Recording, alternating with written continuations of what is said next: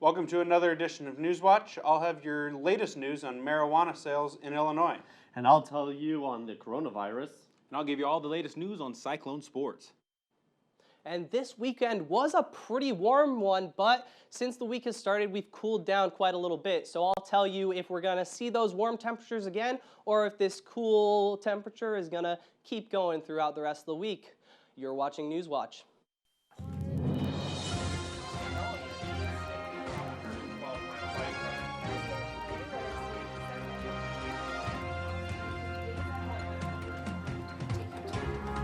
Don't go anywhere. NewsWatch starts now. Welcome to NewsWatch. I'm Josh Lamberty. And I'm Sebastian Krembuszewski. Thank you for joining us. Yesterday, an ice fisherman took a wrong step and fell through ice into a freezing water of Lake Wapello in southeast Iowa. A man on shore luckily saw what happened and called 911 immediately. About 30 people were involved to rescue the man from being trapped below the ice. The first responders soon arrived and were able to get the man out of the water and back onto shore. The day before that, however, 6 people were rescued from the lake in 3 separate incidences. Officials have now warned people of the deteriorating ice conditions due to the recent unseasonably warm weather and to remain cautious in the future. Welch Avenue could have a new look for student enjoyment by next fall. The Ames City Council met yesterday to discuss improvement projects for the 100 block of Welch Avenue, that's between Lincoln Way and Chamberlain. The utilities within the block are more than a century old and have been identified as reconstruction areas since last year. The City Council is considering 2 bids worth $2.7 million and $3.4 million respectively. The ideal bid would update utilities, improve traffic flow, update amenities, and improve the overall usage of the area. After 40 years of waiting, the family of slain high schooler Michelle Martinko finally has closure.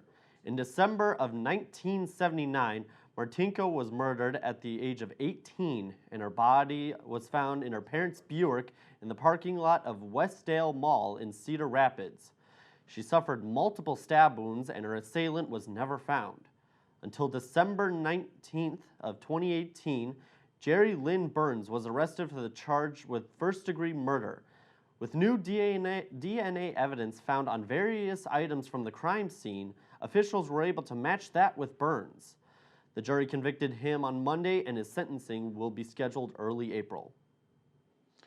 In just over a month of marijuana sales in Illinois, the state reports more than $7 million in cannabis tax revenue. An additional $3 million was generated from sales tax dollars. Dispensaries across Illinois sold nearly $40 million in recreational marijuana last month. Governor Pritzker projects cannabis sales will generate nearly $30 million by June of this year. The coronavirus has tallied up to over 80,000 cases worldwide and has caused around 2,700 deaths. A rapid gain in cases has been reported in Iran, Italy, and South Korea over the weekend, sparking more measures to prevent the virus from spreading any faster and to more areas. The CDC has warned Americans to be extra cautious and to prepare for possible disruption. President Trump has said that the virus is under control in the U.S. is that the problem will eventually go away.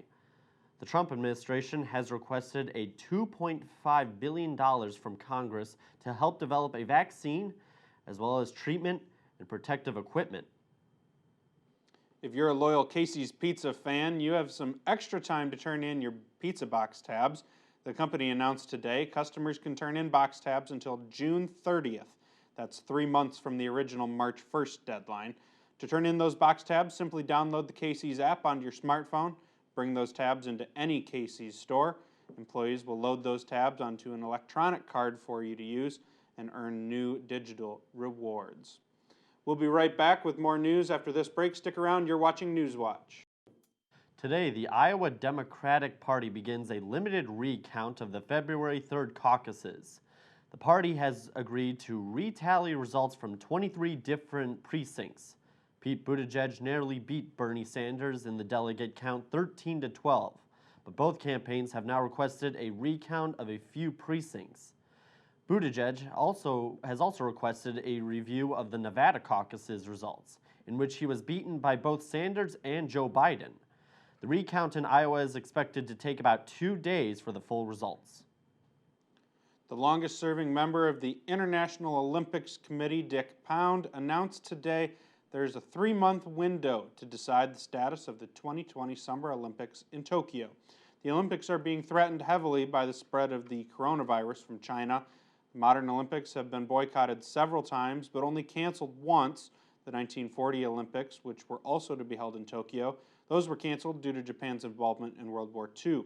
Pound made the remark, quote, "This is the new war, and we're going to have to face it," end quote. As talks continue to ramp up for more missions to Mars, including 2 rovers that are scheduled to launch towards this summer, some scientists have already looked past the red planet and on to our solar system's next astrobiological frontier. Saturn's moon Enceladus and Jupiter's moon Europa have both been showing recent promising results that extraterrestrial life could exist on one or both of the moons.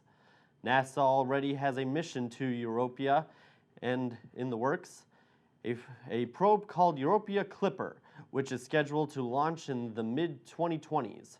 Scientists say that even though the chance of finding life on these moons may be unclear, it's definitely worth the exploration.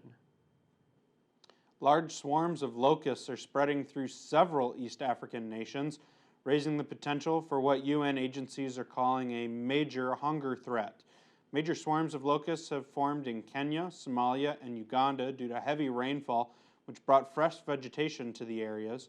These swarms have the potential to destroy crops and pastures throughout several vulnerable areas in Africa, which would affect food security for millions of people.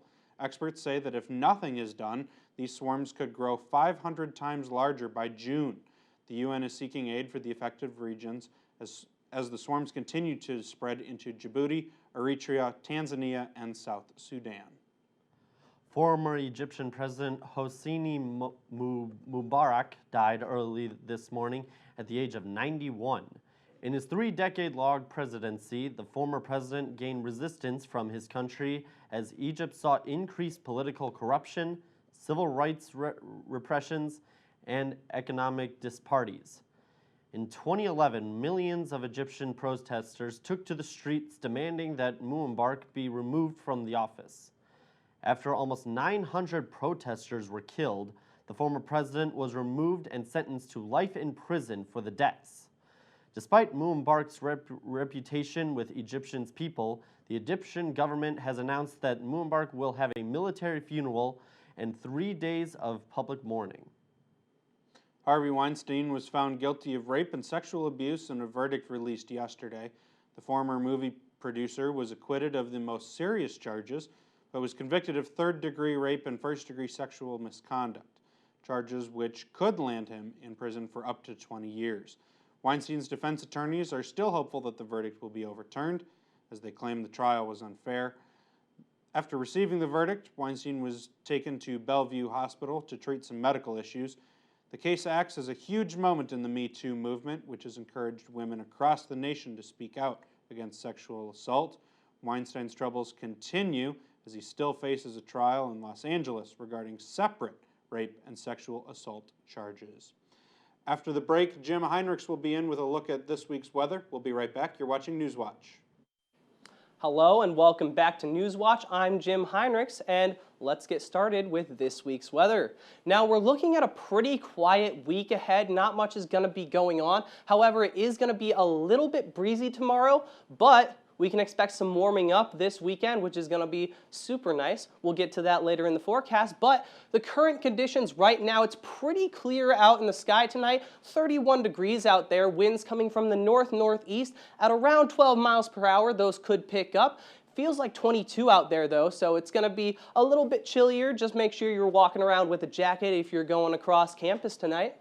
And as we can see right now, the wind speeds throughout Iowa, like we said, those things could get a little bit faster as we go, so 16 miles per hour in Ames 17 over in Des Moines, 23 in Creston. It's getting a little crazy down there. And we've got 9 miles per hour, up in Decorah, so they're pretty calm up there. Now, temperatures across the state, we're just below freezing over here in Ames, 31 degrees, 32 in Des Moines, and it's getting a little bit warmer over here in Burlington. We've got 35, 34 over here in Davenport, and we got 30 up in Decorah.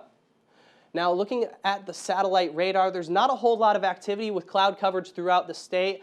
You can see a little bit down here in the southeast of the state, but other than that, it's going to be pretty clear skies throughout Iowa.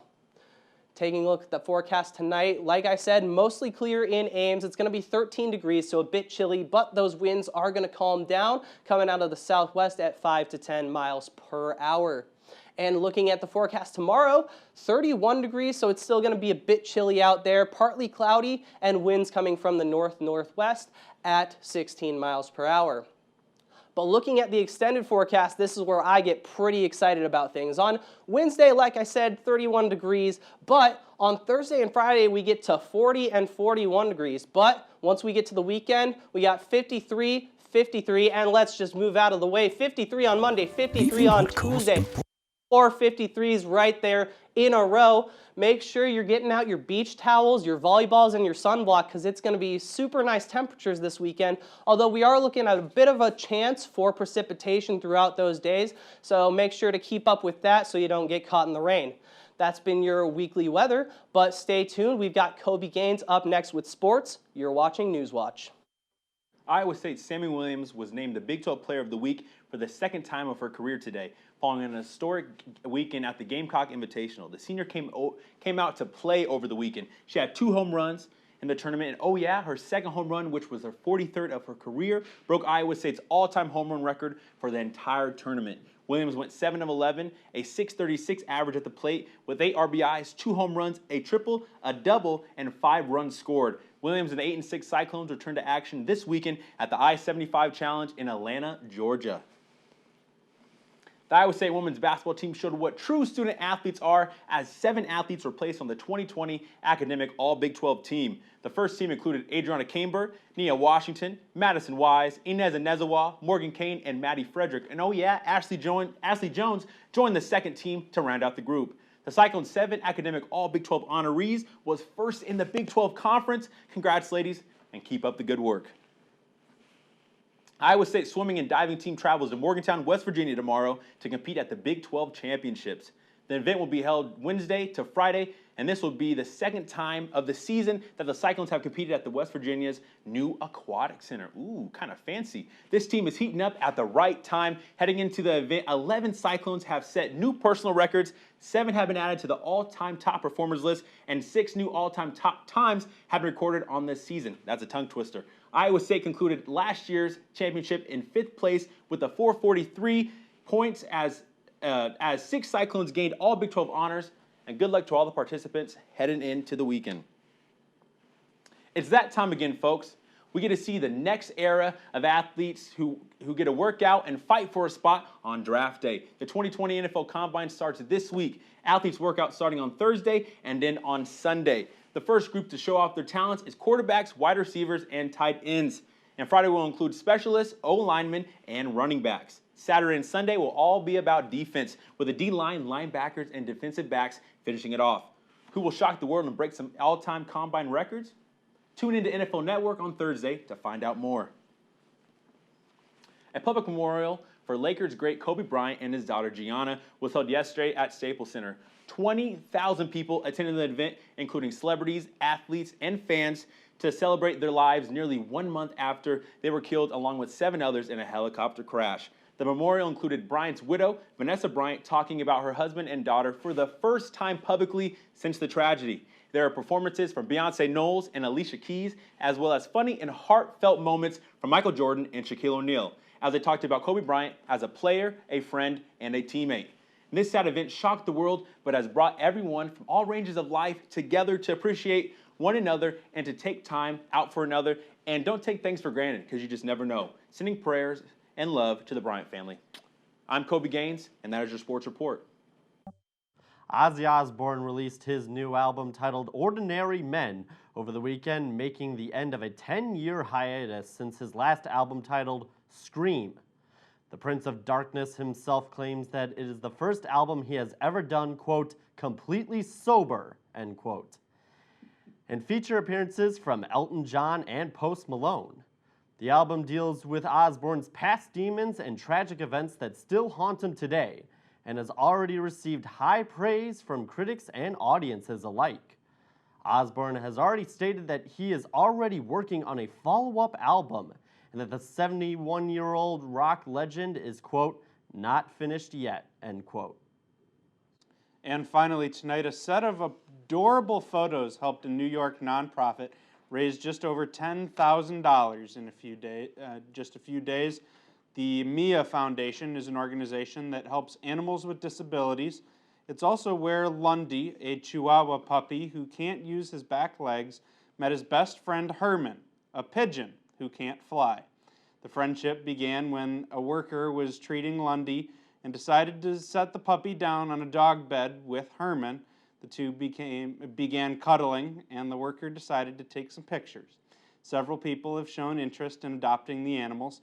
Though the center says that Lundy still needs to build his strength, the MIA Foundation founder, Mia Rogers, says, quote, I think we've gotten 1,000 emails asking, please don't ever separate these two, end quote. What an awesome story about a very unlikely friendship.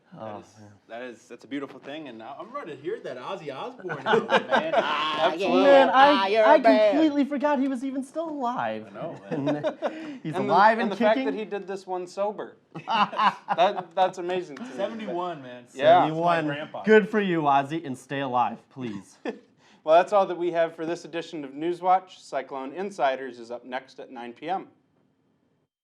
Thank you for joining us. Be sure to check us out on social media. Have a great night, Ames, and stay classy, a little bit sassy. See you later.